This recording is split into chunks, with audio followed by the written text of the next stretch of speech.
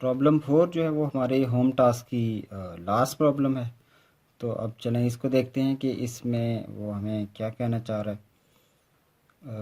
इसमें हमने एक फ़्लो चार्ट ड्रॉ करना है जिसमें वो कह रहा है कि आपने 3 नंबर्स जो हैं वो एज ए इनपुट लेने हैं।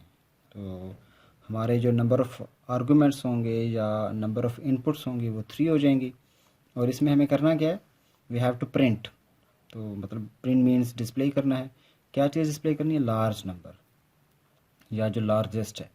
तो इसका मतलब है कि तो ओवरऑल बड़ी प्रॉब्लम बहुत सिंपल है कि हमने 3 नंबर्स लेने हैं यूज़र से इनपुट के तौर पे, और फिर हमने ये बताना होगा कि इन तीनों में से सबसे बड़ा नंबर या सबसे लार्जेस्ट नंबर कौन सा है।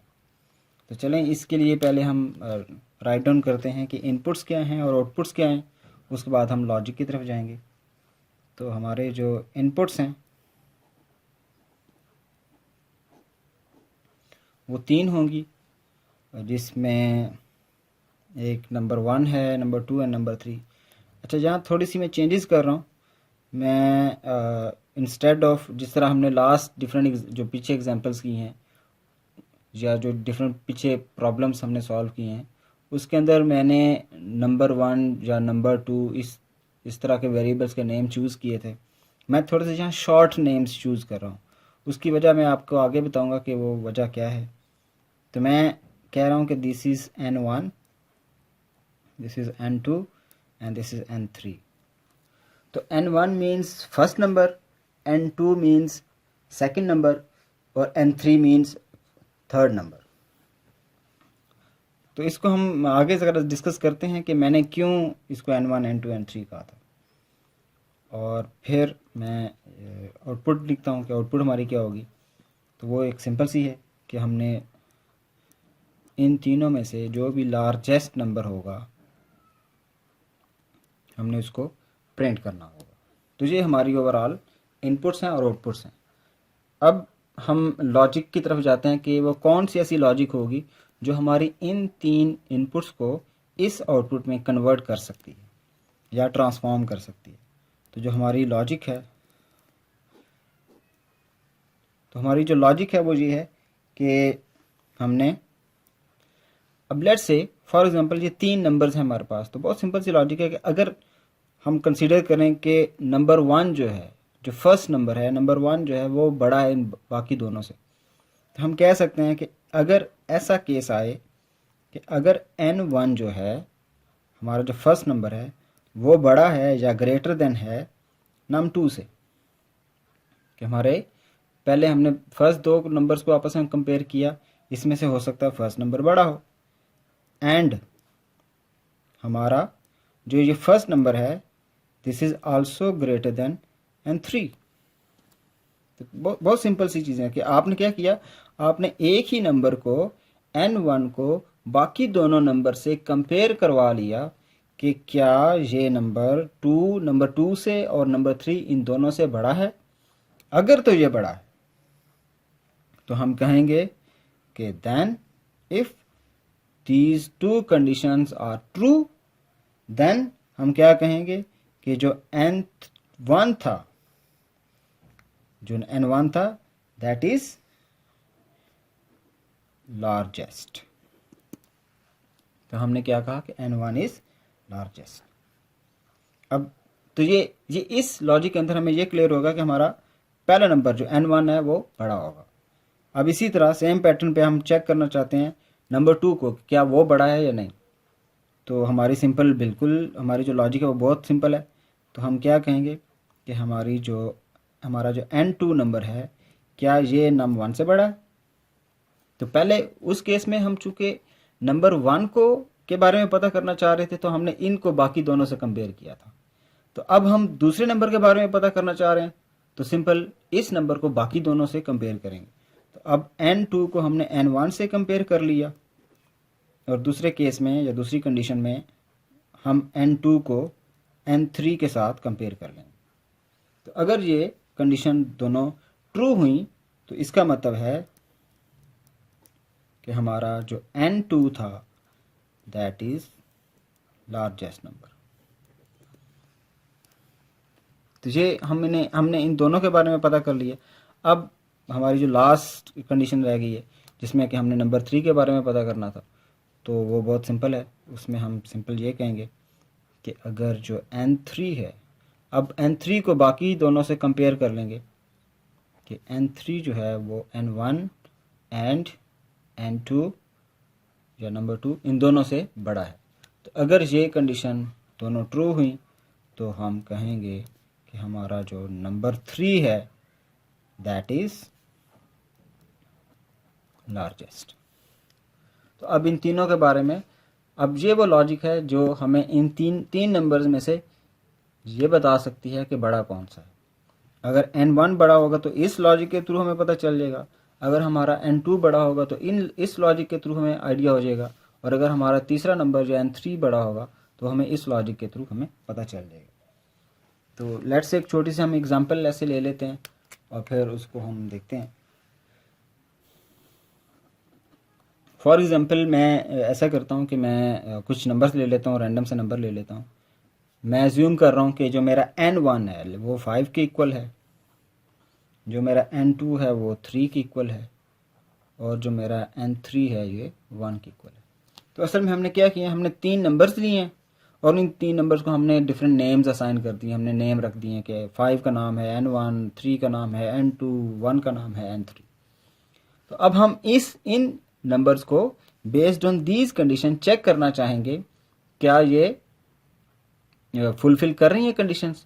तो अगर हम पहली कंडीशन की तरफ आएँ तो हम कहें कि n1 जो है वो n2 से बड़ा है क्या, तो हमारी कंडीशन क्या बनेगी, n1 की जगह हम 5 को रिप्लेस करें तो हम कहें क्या 5 बड़ा है n2 से जो कि 3 है, एंड फिर से n1 जो है वो 5 है और इसको हम कंपेयर कर लेंगे 1 से।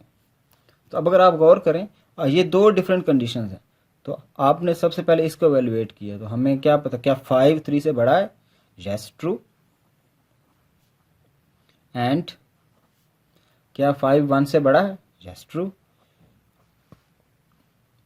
तो इसका मतलब है कि ये दोनों कंडीशन ट्रू हैं और दरमियान में एंड है, तो इसका मतलब है इन दोनों को हमें कंबाइन करना होगा। इन दोनों कंडीशंस के कॉम्बिनेशन से हमारे पास एक रिजल्ट आएगा, और वो रिजल्ट क्या होगा कि अगर दोनों कंडीशन ट्रू हैं और दरमियान में एंड है तो इसका जो ओवरऑल आंसर है वो भी ट्रू आता। आप लोगों ने एंड गेट पढ़ा होगा, आपने इंट्रोडक्शन टू कंप्यूटर का जो कोर्स होता है या इंट्रोडक्शन टू कंप्यूटिंग का जो कोर्स होता है उसमें आपने एंड गेट्स पढ़े होंगे, उसमें आपने डिफरेंट गेट्स पढ़े होंगे, उसमें एंड गेट होता है। तो एंड जो है वो क्या कहता है कि अगर दोनों ट्रू होंगे तो हमारे पास ओवरऑल आंसर ट्रू आएगा। तो अब लेट्स से हम इसी एग्जांपल को अगर दूसरी कंडीशन के लिए चेक करते कि हम ये कहते कि ये जो n2 है, n2 के लिए हम कहते हैं कि भाई जो 3 है, अब हम इन्हीं नंबर्स को चेक करने लगे हैं फॉर दिस कंडीशन। तो आप ये चेक करें कि n2 जो है वो 3 है, तो क्या 3 ग्रेटर देन 5 है, and n2 is 3 that is greater than 1। तो अगर ये कंडीशन चेक करें तो ये कंडीशन हमें कहती है कि नो दिस इज़ फॉल्स, 3 5 से बड़ा नहीं हो सकता, and 3 is greater than 1, yes this is true. तो इसमें से एक कंडीशन तो फॉल्स हो गई और दूसरी कंडीशन ट्रू हो गई। तो अब हमें एंड गेट क्या कहता है, वो कहता है कि अगर एक भी दो कंडीशंस में से एक भी फॉल्स हो गई तो हमारा ओवरऑल आंसर फॉल्स हो जाएगा। तो इसका मतलब ये हुआ कि ये कंडीशन हमें ये बता रही है कि 3 जो है ना वो 5 और 1 इन दोनों से बड़ा नहीं है, इसका मतलब ये लार्जेस्ट नहीं है। तो इस तरह हमें ये आइडिया होगा कि इस कंडीशन ने हमें बता दिया कि yes this num 1 is greater, इस कंडीशन ने हमें बता दिया कि ये जो नम 2 है ये ग्रेटर नहीं है। और इसी तरह अगर हम इसको थर्ड कंडीशन के साथ टेस्ट कर लें तो हम ये कहेंगे कि 1 greater than 5 and 1 greater than 3। तो ये दोनों कंडीशंस ऑफ कोर्स इनका रिजल्ट हमारे पास फॉल्स आएगा। तो फॉल्स एंड फॉल्स, तो इनका ओवरऑल रिजल्ट हमारे पास फॉल्स है। तो इसका मतलब है कि हमने जो 3 नंबर्स लिए थे उनको हमने इन तीनों कंडीशन के साथ चेक किया। तो हमने तीनों के साथ चेक करना होगा कि हमारी इन तीनों कंडीशन में से कौन सा क्राइटेरिया फुलफिल हो रहा है। ये N1 के साथ फुलफिल हो रहा है, या N2 वाला नंबर जो है, या N2 वाली जो कंडीशन है इनके साथ फुलफिल हो रहा है, या N3 वाले के साथ फुलफिल हो रहा है। तो जो भी क्राइटेरिया इसमें फुलफिल हो रहा है हम कहेंगे ये नंबर वो वाला नंबर ग्रेटेस्ट होगा जो जिस क्राइटेरिया से बिलोंग करेगा। तो अब ये जो हमारा हमने पर्टिकुलर एग्जांपल ली थी ये वाली, इस पर्टिकुलर एग्जांपल के अंदर हमारा जो फर्स्ट केस था, जो या फर्स्ट लॉजिक थी, ये उसके साथ क्राइटेरिया फुलफिल हो रहा है। तो इसका मतलब है हम ये कहेंगे कि N1 जो था दैट इज़ ग्रेटेस्ट। तो N1 जो है इज़ ग्रेटेस्ट या लार्जेस्ट। तो ये हमारा इसमें कंक्लूजन। तो लेट स्टार्ट कि अब हम इसका जो फ्लो चार्ट है उसको ड्रा करते हैं। अच्छा, इसका जो फ्लो चार्ट है वो थोड़ा सा लंबा है या वो थोड़ी सी स्पेस ज़्यादा कंज्यूम करेगा, तो मैं थोड़ा सा इसको ऐसे टर्न कर लेता हूँ अपने पेज को ताकि इजी रहे मुझे ड्रा करना। ओके जी, मैं स्टार्ट करता हूँ। अच्छा, मैं एक चीज़ कर रहा हूँ कि मैं थोड़ा सा इसे राइट साइड से, पेज के राइट साइड से स्टार्ट कर रहा हूँ क्योंकि मुझे कुछ ख़ास किस्म की क्योंकि इसकी जो विड्थ है वो थोड़ी सी इंक्रीज़ कर जाएगी। तो मैं इसका यहाँ से स्टार्ट करता हूँ। तो हमने स्टार्ट किया और फ़ौरन फिर नेक्स्ट जो काम है वो हमने इनपुट्स हमने चीज़ें वेरिएबल्स को डिक्लेयर करना होगा। अब मैंने नेम जो यूज़ किए थे वो N1 था, N2 था, N3 था, और इसके साथ हमने यूज़ किया प्रोसेसिंग वाला सिंबल। और फिर हमने हमारी जो नेक्स्ट टास्क है दैट इज़ इनपुट। तो हमने कहा कि आप इनपुट ले लें N1 को। तो सबसे पहले हमने N1 को इनपुट ले लिया।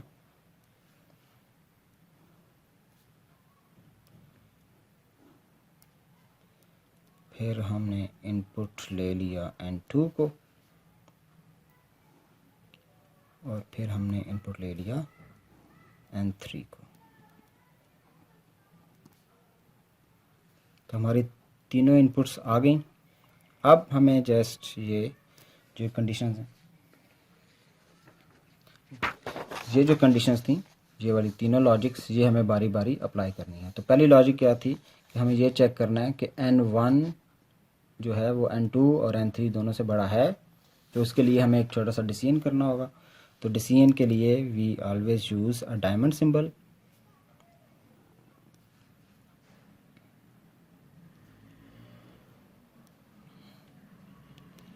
अच्छा, मैंने आपको कहा था कि ये जो शॉर्ट नेम मैंने यूज़ किया ना N1, N2, N3, ये इसलिए चूज़ की क्योंकि ये जो डायमंड सिंबल होता है ये हम बहुत बड़ा नहीं बना सकते क्योंकि ये बहुत ज़्यादा एरिया कंज्यूम करता है। तो मैं इसके अंदर जो एरिया है उसको ज़रा प्रॉपरली कवर करने के लिए मैंने इनके नेम्स जो थे वेरिएबल के शॉर्ट रखे थे। अब इसमें मेरी दो कंडीशंस आएंगी, और वो दो कंडीशंस कौन सी थी, ये इसने हमें बताया कि this N1 is greater than N2 and N1 is greater than N3। तो हमने यहाँ लिखा इसको, हमने कहा जी N1 is greater than N2 and N1 is greater than N3। तो अगर ये दोनों कंडीशंस फुलफिल होंगी तो हमारा जो केस आएगा या दैट इज़, अगर ये ट्रू, इनका आंसर ट्रू आता है या यस आता है, तो हम एक छोटा सा मैसेज प्रिंट कर देंगे। और वो मैसेज क्या होगा, दैट वुड बी कि N1 इज़ लार्जेस्ट। तो इस तरह हमारी एक कंडीशन जो है या एक लॉजिक जो है वो फुलफिल हो गई। तो हमने इसके लिए टेस्ट कर लिया। अब लेट्स से अब आते ही आपने चेक किया कि नहीं N1 तो N2 या N3 इन दोनों में से किसी से बड़ा नहीं है, क्योंकि ये कंडीशन फॉल्स भी हो सकती है। तो उस केस में फिर हम क्या करेंगे, उस केस में हम एक और डिसीजन कर लेंगे, और वो डिसीजन क्या होगा, वो ये सेकंड वाला डिसीजन होगा कि अब आप ये चेक कर लें कि हो सकता है N2 बड़ा हो, क्योंकि इस डिसीजन बॉक्स ने हमें ये बताया या तो ये n1 सबसे बड़ा होगा या सबसे बड़ा नहीं होगा। अब लेट्स से ये जो फॉल्स वाला केस है, ये कह रहे हैं सबसे बड़ा n1 जो है, फर्स्ट नंबर जो है वो सबसे बड़ा नहीं है। तो अब हम क्या करेंगे, अब हम मूव करेंगे टुवर्ड्स नेक्स्ट डिसीजन। तो यहाँ हमने एक और डायमंड का बॉक्स लगाया और हमने यही फ्लो इसको दे दिया, और अब हमने कहा कि अच्छा ये चेक कर लो क्या n2 जो है वो n1 से बड़ा है और n2 क्या n3 से भी बड़ा है। तो ये जो कंडीशन थी n1 वाली, n2 का n1 और n3 के साथ कंपैरिजन, वो हमने यहाँ टेस्ट कर लिया।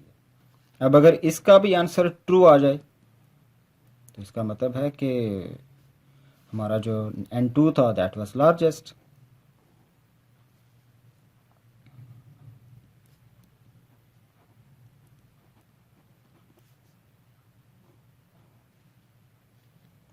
तो यहाँ हमने इसको ऐसे कर दिया। और लेट्स से अगर ये भी फॉल्स आ जाता है, कहता है कि नहीं जी ऐसा नहीं है, जैसे आप कह रहे हैं वैसा नहीं था, तो इसका मतलब हमारी जो थर्ड कंडीशन है वो आ जाएगी। और थर्ड कंडीशन हमें क्या कहती है कि अब आप टेस्ट कर लें कि नंबर 3 बड़ा तो नहीं है, तो नंबर 3 को 1 और 2 दोनों के साथ कंपेयर कर लेंगे। तो एक और डिसीजन बॉक्स आ जाएगा यहाँ,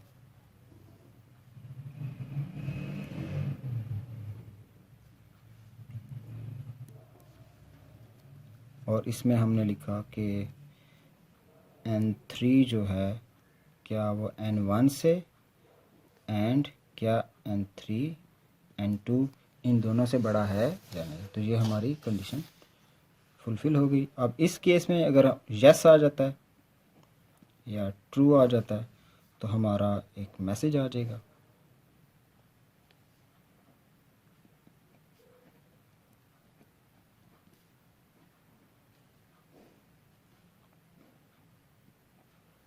तो ये मैसेज आ गया।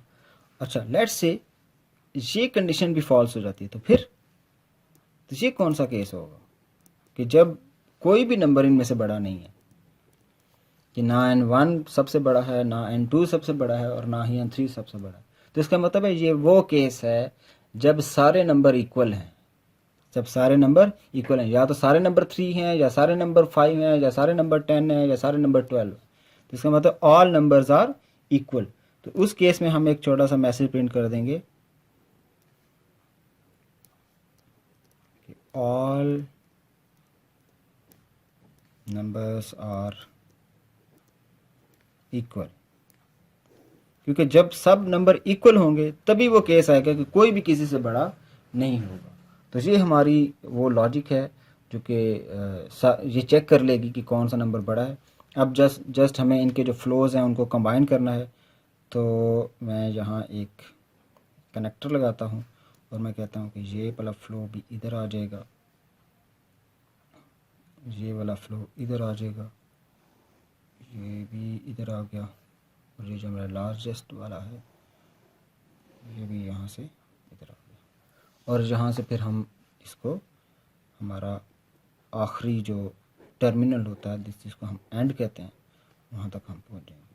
तो इस तरह जो हमारा ये वाला फ्लो चार्ट था जो यहाँ से स्टार्ट हुआ कि हमने नंबर्स इनपुट लिए, फिर हमने उसको टेस्ट कर लिया कि हमारे नंबर 1 बड़ा है, अगर बड़ा है तो हमने डिस्प्ले किया और हम यहाँ तक एंड तक आ गए। और अगर हमारा नंबर 2 बड़ा है तो हम यहाँ से इसको नंबर 2 को डिस्प्ले करते हुए हम यहाँ आ गए।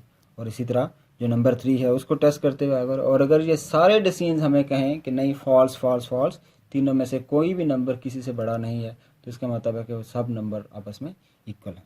तो इसके साथ हमारा जो प्रॉब्लम 4 था वो एंड हो गया।